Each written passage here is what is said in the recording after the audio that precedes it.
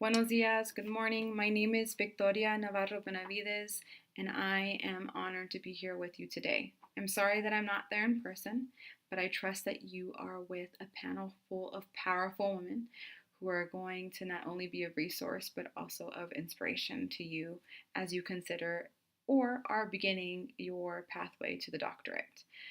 I am a first generation college graduate who grew up in Fresno, California.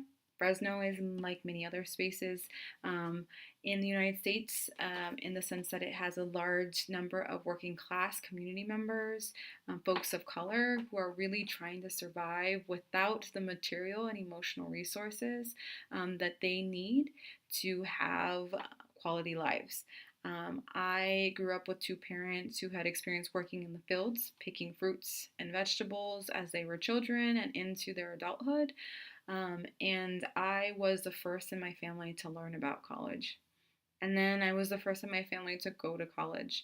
And when I went to college, I began my pathway by going to UC Berkeley. And UC Berkeley is a wonderful school, but it's a highly selective institution, which makes for a very kind of difficult space to navigate, not just because of the academic rigor, but also the culture of the institution.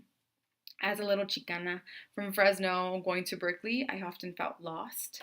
And so the places that I had to find myself there were limited. So one of the spaces that I felt most comfortable in was actually in my major. I chose ethnic studies and Chicanx studies as my areas of focus because they helped me feel at home. They taught me about resistance. They helped me deconstruct power and oppression. They helped me see myself as a theorist, and for that, I was really grateful. I became somebody who envisioned herself as a scholar, as a Chicana scholar at UC Berkeley. But I also remembered that I came from a community who constantly worked, who constantly engaged in practice. And so I wanted to develop that set of skills too, because it was important to the communities I came from and to the community that I was a part of. So I chose to actually take a break between my undergraduate studies at UC Berkeley and my master's degree.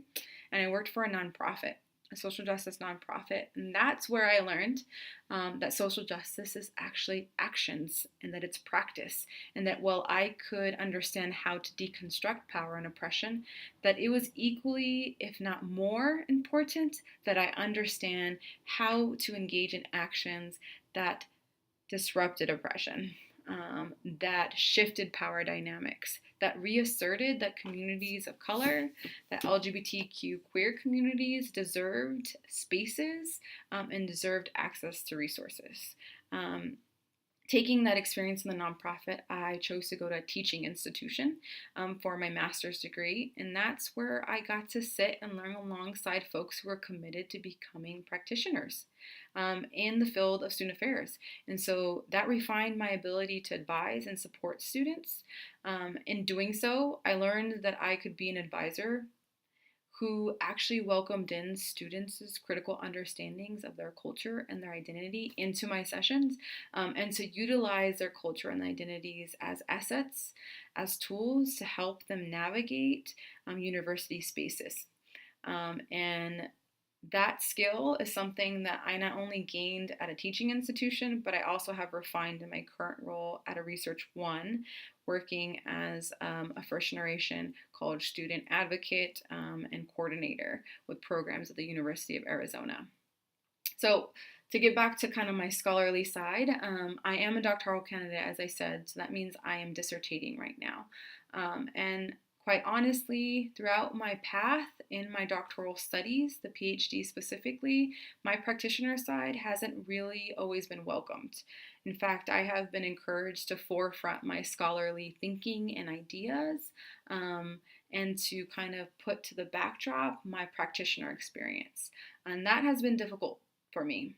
And I will say, to address that challenge, one of the things that I have done is to really take ownership of my Poderosa spirit, which is my powerful spirit. And for me, that powerful spirit means I'm unapologetically me. I am a practitioner scholar. I am a practitioner scholar activist. I enter all spaces believing that there is opportunity to not only do social justice thinking, but to do social justice work. And that to me keeps me humbled in order to continue to grow, but it also keeps me feeling powerful when I enter spaces like the doctoral program, or I enter processes like the dissertation that often make me feel this small. I remind myself that I am one of few who will be getting a doctoral degree from my community. And while that doesn't make me any more special than my mother or my tias or my brother, it does make me have an opportunity to use the skills and the assets that I have attained in my college career to transform and create more liberated spaces for marginalized communities. And so I remind myself of that daily. And I have to remind myself of that daily in order for me to continue my pathway into completing my doctorate.